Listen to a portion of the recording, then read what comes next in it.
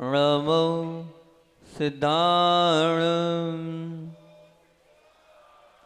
नमो आयर्विज्ञाणं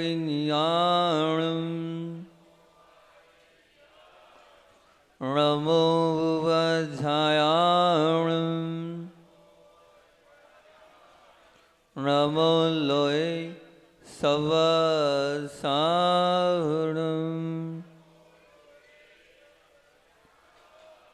नमो अरिहन्ताणं नमो सिद्धाणं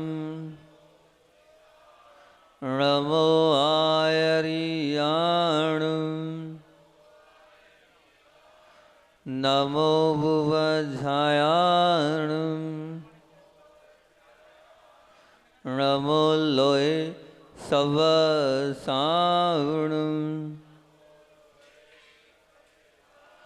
नमो अरुहन्ताणं नमो सिद्धाणं नमो आयर्याणं नमो वज्रायाणं नमो लोय सवसारणं।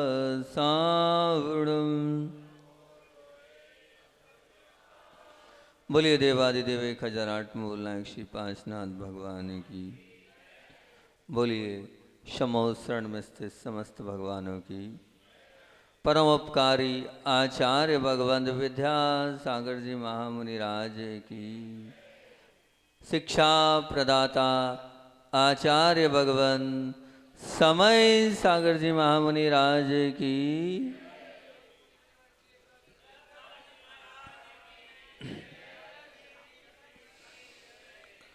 भगवान बनना है, भगवान के बाजू में बैठना है, वो भगवान बनने की कला को आत्मसात करना है, वो भगवान बनने की हैसियत को अपने अंदर लाना है। और अपनी बात चल रही है मंगलाचरण है कि तीर्थंकर बनना है तो हिंसा का तांडव हटाना होगा, तीर्थंकर बनना है तो झूठ का वमन करना होगा, तीर्थंकर बनना है तो चोरी का दामन छोड़ना होगा, तीर्थंकर बनना है तो कुशील का जाल तोड़ना होगा, तीर्थंकर बनना है तो परिग्रह का आग्रह छोड़ना होगा, तीर्थंकर बनना है तो जीवन को निर्दोष बनाना होगा, तीर्थंकर बनना है तो सप्तशील की ओर मुड़ना होगा, तीर्थंकर बनना है तो अष्ट प्रवचन मातृकाओं की ओर झुकना होगा। और हिंसा के तांडव पर बात करके झूठ के वमन पर अपन ने बात करी थी। और कल मैंने आपसे झूठ की बात प्रारंभ करी थी और झूठ के विषय में आपसे बोला था, क्या बोला था कि असत्य वचन का प्रयोग नहीं करें। क्यों? अगर होता है, हो जाता है तो किन किन कारणों से होता है। जब जब भी आप क्रोध अपने जीवन में लाओगे तो असत्य वचन आएंगे ही आएंगे। जब जब भी आपका मन लोभी बनेगा तो असत्य के साथ ही जुड़ना पड़ेगा। जब जब भी आप भयभीत होगे तो असत्य के साथ आपका वास्ता हो गई होगा। और जब जब भी आप हंसी मजाक करोगे तो निश्चित ये मान के चलना वह हंसी मजाक आपको झूठ से जोड़ेगी ही जोड़ेगी, ये निश्चित मान के चलना। इस पर अपन ने बात करी थी और बोला था अहितकर वचन नहीं बोलना। अहितकर वचन से तात्पर्य यही है कि अगर आप असत्य का आचरण कर रहे हैं तो असत्य का आचरण कर रहे हैं, और असत्य के आचरण में भी मतलब असत्य का कहना चाहिए उच्चारण ना करना मात्र प्रभु की बात नहीं थी, मैंने बोला था परंतु सत्य भी बोल रहे हो लेकिन वो अहितकारी है तो वो भी असत्य हो जाता है। अगर किसी का अहित हो रहा है तो उस प्रकार से हमें उस सत्य को भी नहीं बोलना है। और अप्रिय वचन पर आपके बीच में कल बात रखी थी कि सच्चा इंसान जो होता है वो सच्चा तो होता है लेकिन वो गरीब है। और ये बात सच भी कि वो गरीब है, लेकिन अगर उसको आपने क्या दिया, सिक्का दिया, वो सोने का सिक्का देने की इच्छा भी करी, लेकिन कैसी दी, गरम गरम करके सोने का सिक्का दे रहे हो तो बताओ वो सिक्का लेगा क्या? वो इंसान वो गरम गरम सोने का सिक्का स्वीकार नहीं कर पाएगा। इसलिए बात तो बहुत अच्छी हैगी, सत्य भी हैगी, लेकिन अगर वो हितकारी नहीं है तो उन शब्दों को आप अगर प्रस्तुत कर भी रहे हो तो सामने वाला उन शब्दों को वो स्वीकार नहीं कर पाएगा। उस शब्दों को अलग आप ये मान के चलना, वो उन शब्दों के साथ आप उसके लिए मतलब सामने वाले के साथ आप उसका कल्याण नहीं कर रहे हो। क्योंकि निश्चित है कि किसी को आपने फूल देने का मन बनाया, लेकिन फूल देने का मन बनाया, वो सुगंधित फूल है, लेकिन वो सुगंधित फूल भी जब मुस्कुराहट के साथ दोगे तो वो फूल भी अपनी मुस्कुराहट बिखेरेगा।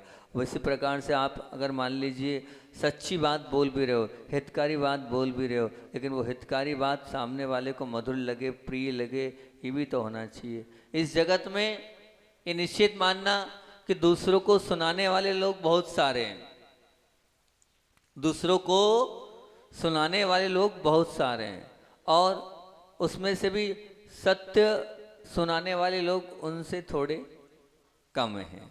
और बोलें तो उनसे कम कौन, तो बोले उनसे कम वो जो हितकारी भी सुनाते हैं और सत्य भी सुनाते हैं, वो और उनसे कम है। और बोले उनसे और कम, तो बोले उनसे और कम वो लोग हैं जो सत्य भी सुनाते हैं, हितकारी भी सुनाते हैं, और साथ साथ में प्रिय भी बोलते हैं। तो सत्य, हितकारी और प्रिय बोलने वाले बहुत कम लोग हैं। आप किस में हो? बहुत बोलने वाले में हो, सत्य बोलने वाले में हो, सत्य हितकारी बोलने वाले में हो, या सत्य हितकारी और प्रिय बोलने वाले में हो? बताओ किस प्रकार के हो आप? आपके वचन निकले बहुत अच्छी बात, सत्य निकलना चाहिए, परंतु हितकारी भी निकलना चाहिए, परंतु साथ साथ में वो प्रिय भी निकलना चाहिए। उन वचनों के माध्यम से सामने वाला गदगद हो जाए, ऐसे वचन आपके मुख से निकलना चाहिए। क्योंकि दूसरों के सामने अगर आपको बोलना है तो सत्य बोलो, और हितकारी बोलो, और प्रिय वचन बोलो। और जब सुनने की बात हो, तो सुनने की बात आए तो आपको क्या करना है? सुनने का जब अवसर आए तो सत्य सुनो, हितकारी सुनो, लेकिन प्रिय सुनने की आप शर्त मत रखो। क्योंकि कभी कभी आप ये मान के चलना, वो अप्रिय वचन भी अगर आप सुन रहे हो, प्रिय नहीं है, लेकिन वो प्रिय जो अप्रिय वचन भी हमारे लिए कल्याणकारी होते हैं। कभी कभी कटु शब्द भी बोले जाते हैं, उन कटु शब्दों के माध्यम से भी आपका कल्याण हो सकता है, उन कड़वे शब्दों के माध्यम से भी आपका मंगल हो सकता है। तो कड़वे शब्द बोलते हैं ना, कि कड़वी दवाई जो होती है वही लाभकारी होती है बुखार में, या शल्य क्रिया के माध्यम से, ऑपरेशन के माध्यम से ही रोगी को ठीक किया जाता है। तो सुनने के समय तो हमें क्या, अप्रिय वचन भी सुनने में आगे पीछे नहीं होना चाहिए। अब सामने वाले ने अगर अप्रिय वचन बोले हैं तो हमें ईंट का जवाब पत्थर से नहीं देना है। ठीक है, कुछ ना कुछ तो होगा, हमारा पुण्य, हमारे पुण्य से ही हमें अप्रिय वचन सुनने को मिले। पुण्य से? आप उल्टी बात क्यों बोल रहे हो? ये तो पाप कर्म का उदय होता है अप्रिय वचन कोई बोलता है तो मैं ये मानता हूँ कि अप्रिय वचन जिसको सुनने को मिल रहे हैं वो बहुत बड़ा पुण्यशाली है। क्यों? क्योंकि अगर समता से उसने उन अप्रिय वचनों को सहन कर लिया, सुनना बहुत ध्यान से, समता पूर्वक वो अप्रिय वचन सामने वाले ने सहन कर लिया, तो वो जो अप्रिय वचन जो सहन करे हैं वो क्या कहलाएंगे? वो कर्मों की निर्जरा में अगाढ़ पुण्य के बंध में कारण होंगे। तो आप पुण्यशाली कहलाएं, पुण्य बंध का कारण कहलाएं। प्रिय वचन वालों के साथ तो प्रिय व्यवहार सब करते हैं, लेकिन अप्रिय बोलने वालों के साथ आप प्रिय व्यवहार करोगे तो आप पुण्य कमाने वाले पुण्यशाली हुए कि नहीं? पुण्य कमाने का आपको मौका मिला है, ऐसा कस्टमर आपको मिला है जो पुण्य की दुकान को खुलवा रहा है और आपको सीधे सीधे कमीशन दिला रहा है। तो अगर अप्रिय वचन सुनने को भी मिले तो इसमें आपको किंतु परंतु नहीं करना चाहिए। लेकिन हाँ, अगर अपने पुण्य को बढ़ाना है तो अप्रिय वचन जो है वो सुनो, और अपने पुण्य को और गाढ़ा करना है तो आप अप्रिय वचन अपने मुख से मत बोलो।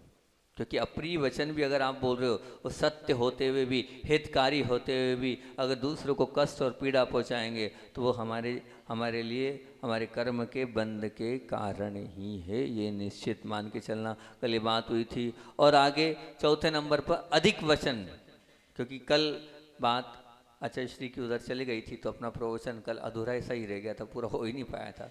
तो चौथे नंबर का था क्या? पहले नंबर का कौन सा है? असत्य वचन। दूसरा अहितकारी वचन, अप्रिय वचन। तीसरा अब है अधिक वचन प्रयोग। अधिक वचन प्रयोग से तात्पर्य क्या है?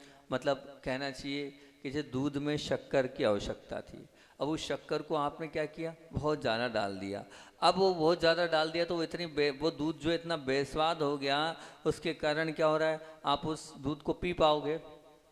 बिल्कुल नहीं, अंदर भी आपका अंदर नहीं जाएगा। अगर वो मीठा दूध है तो मीठा दूध है, और अगर आप उसको नहीं ले पाओगे तो आप, एक मात्रा होती है कि हम कितनी मात्रा में शक्कर डालें। एक गिलास में 2 चम्मच से ज़्यादा शायद नहीं डलती होगी, इतनी डलती होगी ना, ज़्यादा अनुभव नहीं है हमें, इतनी डलती होगी ना, 2 चम्मच 3 चम्मच, है ना।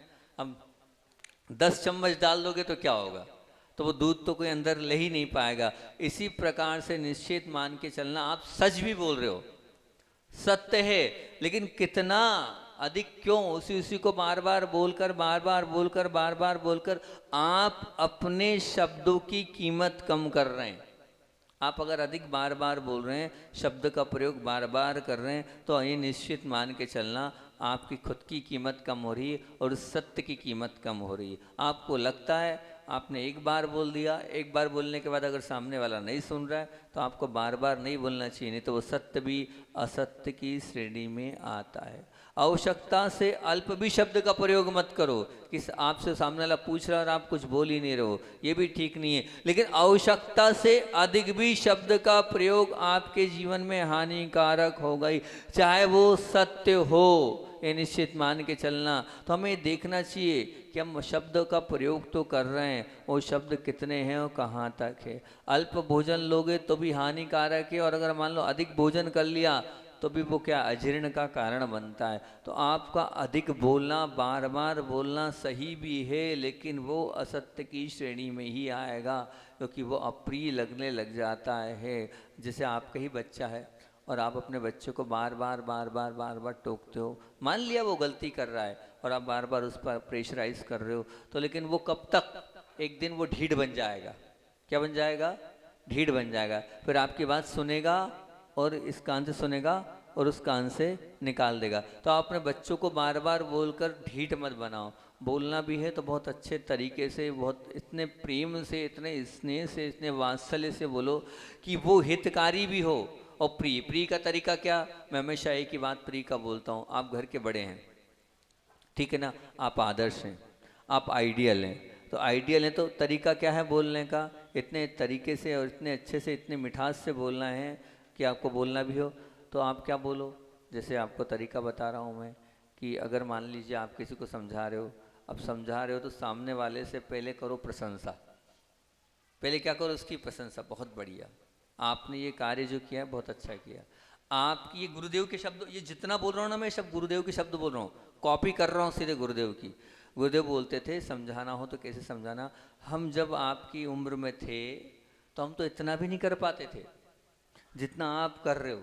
वास्तविकता में आपकी तो जो है कार्यशैली बहुत अच्छी है, आपने बहुत अच्छा कर लिया, आपका परफॉर्मेंस बहुत अच्छा है, आपकी क्वालिटी काम की बहुत अच्छी हैगी। हम तो कुछ नहीं कर पाते थे आपकी जब उम्र में थे, तो आता ही नहीं था, मतलब अच्छे से बोलते थे। हम जब थे हमें तो कुछ समझ में ही नहीं आता था, सब ऊपर से चला जाता था। ज्ञान सागर जी क्या पढ़ाते थे, मतलब इस प्रकार से वो समझाते थे, बेस ऐसा बनाते थे हमारे लिए कि हमें तो कुछ आता ही नहीं, हम तो कुछ नहीं है आप लोगों के जितना, कुछ है ही नहीं।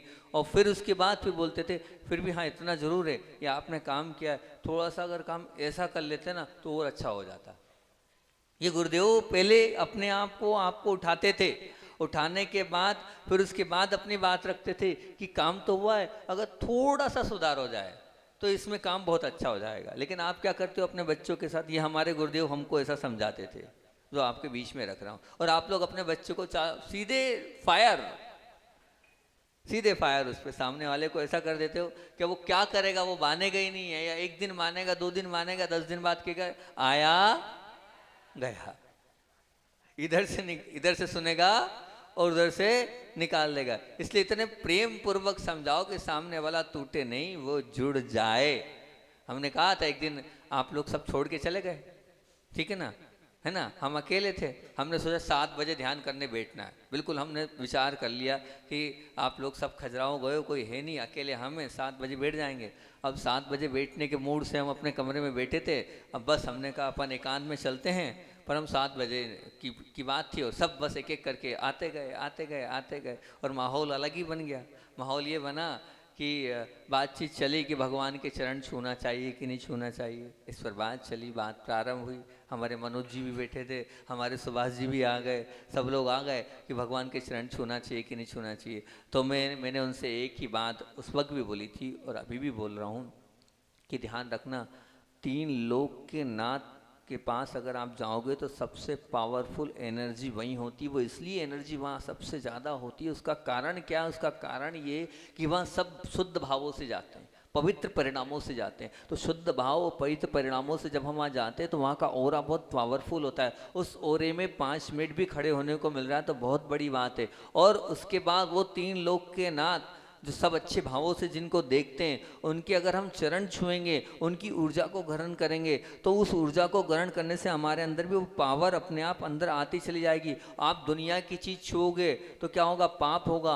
आप दुनिया की चीज़ को स्पर्श करोगे तो क्या होगा? परिणामों विकृति आ सकती। लेकिन जब 3 लोक के नाथ के चरण छूओगे तो वो परम निर्मलता आपके अंदर आती, वो विशुद्धि बढ़ती है जिसका कोई हिसाब किताब नहीं है। इतनी विशुद्धि 3 लोक के नाथ के चरण छूने से बढ़ती है, तो हम क्यों वंचित करें उनको?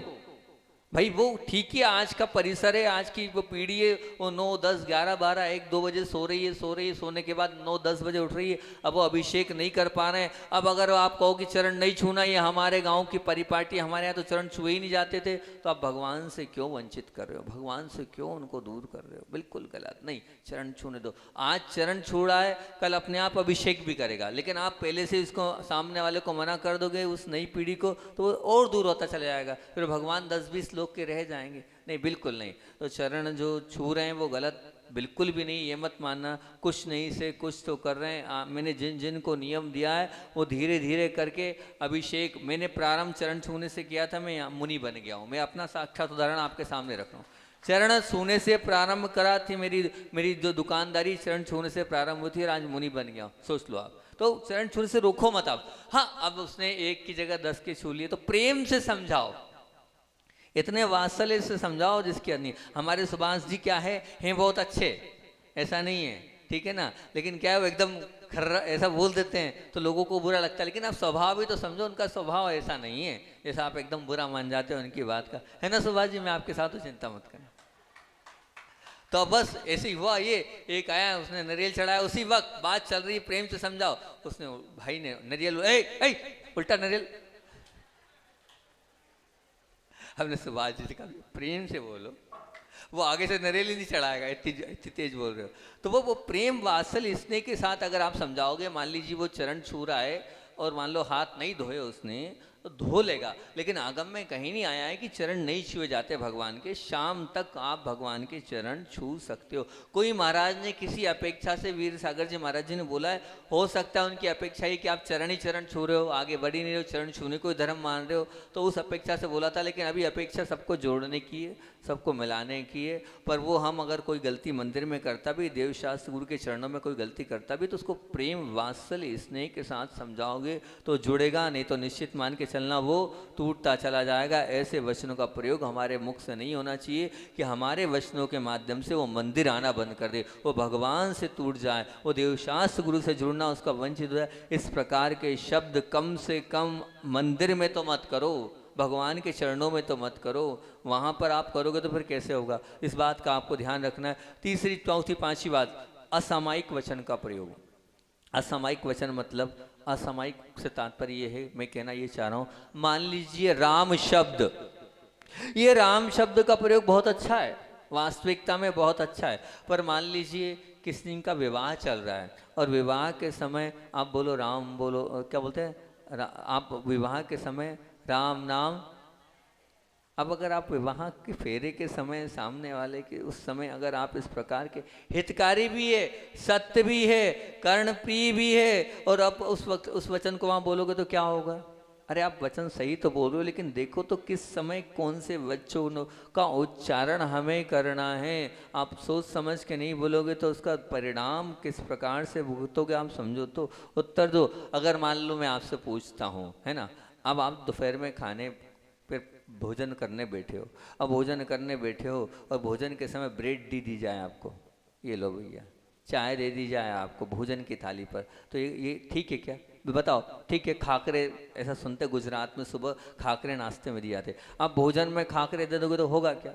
अब मान लो अभी जो है मौसम जो है गर्मी का है और आपसे कहे स्वेटर पहन लो, होगा क्या? गर्मी के मौसम में स्वेटर पहनते हो, जर्किन पहनते हो, स्वेटर तो नहीं पहनते होंगे मेरे हिसाब से आप लोग, फिर जर्किन आदि, साल आदि ऐसे कर लो। ये क्या है? जब जो करना चाहिए उस समय तो आप नहीं कर लो। मान लीजिए वो किसान है, अब वो किसान क्या कर रहा है, वो पूरा बारिश हो गई, बरसात हो गई, उसके बाद क्या कर रहा है, वो बीज बो रहा है, तो कोई काम का है क्या उसका वो बीज बोना? बताओ, बीज बोना या मान लीजिए आपने टिकट तो ली, लेकिन ट्रेन निकल जाने के बाद टिकट ली, रेलवे स्टेशन पर पहुंचे, तो कोई काम का है क्या? बताओ। तो वो बल्लेबाज है, मान लीजिए गेंद वो आई हैगी और पहले ही वो बल्ला घुमा देगा या वो बाद में घुमा देगा बल्ला, तो कोई है क्या? बिल्कुल नहीं है। ये मान के चलना। अब मृत्यु हुई नहीं मान लो, और उसके पहले से ही स्वजन उसकी अर्थी तैयार करने लग गए। अभी हुआ नहीं है, पहले से कर लिया है मान लो। अब मान लो कोई चुनाव में खड़ा है, अभी जीता नहीं, और पहले से उसने जीत की क्या कर दी है, रैली निकाल दी है। तो वही आप समझना, जैसे ये सब चीज़ें बहुत आपको लग रही कि ऐसे नहीं होना चाहिए, इसी प्रकार सत्य बोल रहे हो, हितकारी बोल रहे हो, कर्णप्रिय बोल रहे हो, और बहुत परिमित शब्द भी बोल रहे हो, पर जब जिस समय जहाँ बोलना चाहिए आपको वहीं बोलना चाहिए, नहीं तो आपका सत्य भी असत्य की श्रेणी में आ जाएगा। कब कहाँ कैसे बोलना चाहिए, इतना भी तो कम से कम हमारे अंदर विवेक होना चाहिए। अगर इतना ही विवेक हमारे अंदर नहीं होगा तो फिर काम कार्य आगे हमारा कैसे चलेगा? तो इस विवेक को भी आपको निश्चित रूप से रखना चाहिए। मान लीजिए एक लकड़ी है, उस लकड़ी में आपने खील लगा दी, वो जो खील है लकड़ी से जुड़ गई। अगर आप खील पानी में डालोगे तो डूब जाएगी, अगर आप खील पानी में डालोगे तो वो नीचे स्वाह हो जाएगी, और लेकिन वही लकड़ी से जुड़ जाएगी तो वो खील क्या होगी, तैर जाएगी। बिल्कुल निश्चित मान के चलना। वही बात है, लेकिन आप किस समय कह रहे हो, उस समय से कहोगे तो बात मानी जाएगी, और नहीं तो क्या होगा, कब जुड़ना है, कहाँ जुड़ना है, कैसे बोलना है, वो आपको बहुत सोच समझ के बोलना चाहिए। नहीं तो वो आपके हितकारी वचन, वो परिमित वचन भी कोई काम की नहीं रहेंगे। आप अपने वचनों की बहुमूल्यता को समझो कि आपके अंदर कितना महत्व है अपने उन वचनों का। जो आपने एक बार वचन दे दिए, तो वचन जो है कैसे होते हैं। एक बात बहुत अच्छी याद आ गई, शिक्षक लोग भी बैठे हैं तो बहुत अच्छी बात आपके बीच में रखता हूँ कि एक स्टाफ रूम में एक शिक्षक महोदय, स्टाफ रूम होता है ना जब कहना चाहिए कि होने के बाद, क्योंकि काले मैडम तो बैठी हुई हैं, अब वो बैठे थे, उसी समय एक उनका मित्र आया। सुनना, बहुत अच्छी बात, और ये जो मैं आपको बता रहा हूँ ना, इसको बहुत अच्छे से दिमाग में उतार लेना, जो आपको बहुत अच्छी बात बता रहा हूँ याद आ गई आपके पुण्य से। वो शिक्षक महोदय आए, उनके परम मित्र बड़ी हड़बड़ाहट में अंदर घुसे ऑफिस में, और वो बैठे हुए थे। उन्होंने कहा, क्यों, क्या हुआ? बोले, तुमने कुछ सुना? बोले, हाँ। बोले, कुछ सुना तुमने फलाने फलाने व्यक्ति के विषय में? तो वो जो साथ में सज्जन बैठे हुए थे, उन्होंने कहा, इतनी हड़बड़ाहट मत करो, शांति से बैठो। तो क्या हो गया? अच्छा पहले ये बताओ, तुम हमें सुनाना चाहते हो, वो जो सुना रहे हो क्या वो बात सच्ची है? क्या वो बात सच्ची है? तो बोले, नहीं, वो सच्ची कैसे हो सकती है, मैंने देखा तो कुछ नहीं हैगा, वो तो बस मैंने सुना हैगा, तो मैं कैसे कह सकता हूँ वो सच्ची है? वो तो मैं नहीं कह सकता सच्ची है। तो बोले, देखो भैया, आप इतनी हड़बड़ाहट कर रहे हो, जो बात आपको पता ही नहीं है, और लेकिन आप उत्सुक को सुनाने के लिए, वो बात सच्ची नहीं है, तो मैं कैसे सुन सकता हूँ? मैं नहीं सुन सकता। फिर भी आपकी उत्सुकता इतनी है, तो ठीक है, कोई बात नहीं। आप ये बताओ, मैं 3 छलनियों से अपनी बात को छानता हूँ। 3 छलनियों से कुछ सुनना है, उसके पहले 3 छलनियों से अपनी उस बात को छानता हूँ, फिर सुनता हूँ। फिर दूसरा, बोले, आप ये बताओ, वो जो बात है, वो बात क्या अच्छी है? बोले, वो अच्छी नहीं है, आप सुनोगे तो आपका मन खराब हो जाएगा, आपके मन में विकल्प संकल्प हो जाएगा, वो अच्छी भी नहीं है। अरे भैया, वो बात सच्ची भी नहीं है, अच्छी भी नहीं है, और फिर आप लगे हो इतने उससे हमें सुनाने के लिए, क्यों सुनाना चाह रहे हो आप? चलो ठीक है, कोई बात नहीं, आप ये बताओ, वो सच्ची नहीं है, अच्छी नहीं है, क्या वो मेरे लिए उपयोगी है? क्या वो मेरे लिए उपयोगी है? तो बोले, नहीं, वो आपका क्या उपयोग आएगी, वो बात में आपका कोई उपयोगी भी नहीं है आपके। तो भैया जयराम जी की, जो बात सच्ची नहीं हो, जो बात अच्छी नहीं हो, और जो बात उपयोगी नहीं हो, तो मुझे सुनना ही नहीं है, सुनना ही नहीं है। आप गेट आउट, बाहर हो जाओ ऑफिस से, मैं आपकी बात को नहीं सुन सकता हूँ। तो ध्यान रखना, आपको सुनना भी हो तो कैसी बात सुनना है? सच्ची, अच्छी और उपयोगी। आप सच्ची बात सुनोगे, अच्छी बात सुनोगे और उपयोगी बात सुनोगे, तो निश्चित ये मान के चलना, आप आगे बढ़ते चले जाओगे, नहीं तो जीवन में कर्मों का ढेर बांधते चले जाओगे, लेकिन वो सच्ची अच्छी और उपयोगी बात से आप जुड़ नहीं पाओगे। अपने जीवन को अगर वास्तविकता में सच्ची और अच्छी और उपयोगी बात से ही अपने जीवन को जोड़ना है, और हमेशा अपने जीवन को कैसा बनाना है, तो कहते हैं सच्चा जीवन बनाना है। सच्चा जीवन होता कैसा है, सच्चा जीवन बोलते कैसे हैं, तो सच्चे जीवन के लिए कहते हैं बहुत अच्छा है, मतलब हालांकि ऐसा तो इस कलिकाल में ऐसे भी लोग होते होंगे, मैं तो नहीं समझता हूँ, लेकिन हुए हैं, लेकिन ऐसे भी लोग हुए हैं, उनकी बात मैं रखता हूँ कि आप लोग जो भाग पढ़ते हो ना, गोपाल दास जी बरैया वाला है ना, गोपाल दास जी बरैया का लिखा हुआ पहला भाग, दूसरा भाग, तीसरा भाग, अच्छा श्री के मुख से सुना था, वही सुना रहा हूँ कि वो गोपाल दास जी बरैया अपने आप में मान के चलना 20वीं शताब्दी के विद्वानों की परंपरा को आगे बढ़ाने वाले वही हुए हैं, जो एक विद्वानों के जनक थे, जिन्होंने विद्वानों को जन्म दिया है और जिनने जैन भूगोल पर बहुत बड़ा काम किया है। बहुत पारंगत पंडित थे, और ये यहाँ तक कि ये मान के चलना कि वो बहुत बड़े सहनशील थे। सहनशील इसलिए कि सुनो, यहाँ पे जितने पुरुष वर्ग बैठे हैं वो इतने सहनशील थे कि उनकी जो पत्नी थी वो इतनी इतनी ज्वलनशील थी कि जब जब जहाँ चाहे जैसा चाहे वैसा बोलती थी, और वो लेकिन हमेशा जो वो पत्नी थी उसको हमेशा एक्सेप्ट करते थे, ठीक है ठीक है ठीक है, कोई बात नहीं कोई बात नहीं, बोला है कर्म का उदय है, बोला है कर्म का उदय है। मतलब ज्वालामुखी बोलते थे उनकी पत्नी, क्या बोलते थे, ज्वालामुखी, लेकिन फिर भी उस ज्वालामुखी को भी वो सहन करते चले जाते थे। पंडित जी, बात तो अपनी सत्य की चल रही है, वो ज्वालामुखी की बात तो आप छोड़ दो।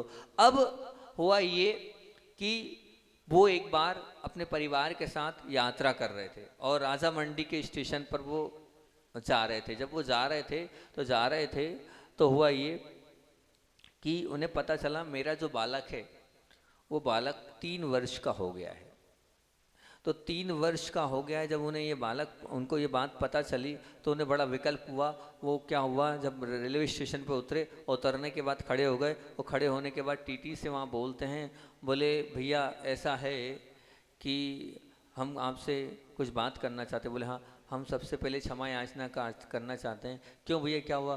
बोले आज ही पता चला मेरे बालक का जन्म हुआ है और आज जन्मदिन है और 3 वर्ष का हो गया है और आधा टिकट मुझे लेना चाहिए। मैं कान पकड़कर क्षमा चाहता हूँ, आप जो है रसीद काट दो, और रसीद काटने के बाद जो है आप इस प्रकार से इसका जो भी शुल्क होता है वो आप मुझसे ले लो। मेरा जो बालक है वो 3 साल का है, मुझसे गलती हो गई है और 3 साल की यात्रा करा दी। वो जो टीटी था ऊपर से लेकर नीचे तक निहारता है और बोलता है भैया लोग जो 5-5 साल के बच्चों को बताते हैं 2 साल का है, अभी आज 3 साल का हुआ है, आज पहला ही दिन है और आप इस प्रकार से बता रहे हो, आप तो धन्य हो, हम आपका नहीं ले सकते। बोले नहीं नहीं, मैं अनीति का काम नहीं कर सकता, मेरा पूरा जीवन ईमानदारी के साथ मैंने पूरा जीवन जिया। ये इतना सा कलंक और इतना बड़ा जो दाग है, छोटा सा दाग मैं अपने जीवन में लग तो जाएगा, लेकिन अपने आप को माफ़ नहीं कर पाऊँगा। आप कृपया ये जो है इसका जो भी चार्ज होता है आप रसीद काटें और हमारी गलती की आप क्षमा याचना करें।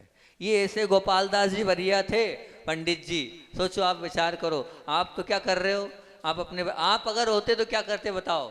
आप तो 5 साल के बच्चे को क्या बताए 2 साल का आएगा हैं।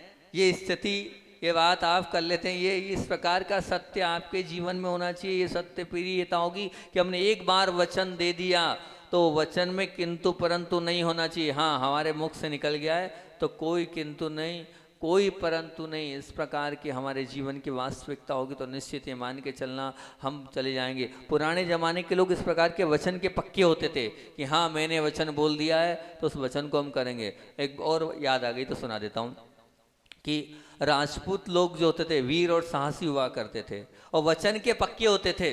सीखना और समझना आपको।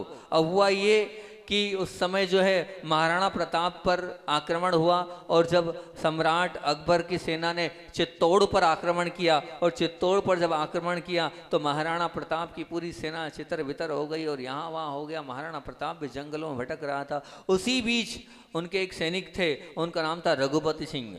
वो जो रघुपति सिंह है उनने एक छोटी सी टुकड़ी बनाई थी और टुकड़ी बनाकर वो अकबर जो महाराणा जो अकबर की सेना को परेशान करते थे, कहीं आक्रमण, कहीं ये कहीं वो कहीं वो। तो अब हुआ ये कि अकबर ने भी एक पैगाम पूरे देश में फैला दिया कि जो ये रघुवीर सिंह को पकड़ेगा उसे इतना इतना इनाम दिया जाएगा और इतना इतना हिस्सा दिया जाएगा। अब हुआ ये, मुगल सैनिक पूरी तरीके से ज़ोर शोर से लगे थे कि किसी तरह से भी हम इसे पकड़ लें पकड़ लें पकड़ लें, पर रघुपति सिंह कहीं से लेके कहीं तक करता था और भाग जाता था, करता था और भाग जाता था। अब हुआ ये, पता चला रघुपति सिंह को कि मेरा बच्चा बहुत बीमार है, मेरा बच्चा बहुत अस्वस्थ है। और जब उसे पता चला कि मेरे बच्चे के पास मुझे जाना चाहिए, मेरा कर्तव्य परिवार के प्रति भी है, और वो जा रहा था, और जाते जाते वो साहसी पहुंच तो गया, लेकिन चित्तौड़ के दरवाजे पर पहुंचा और पहरेदार ने कड़क कर पूछ लिया, कौन हो तुम?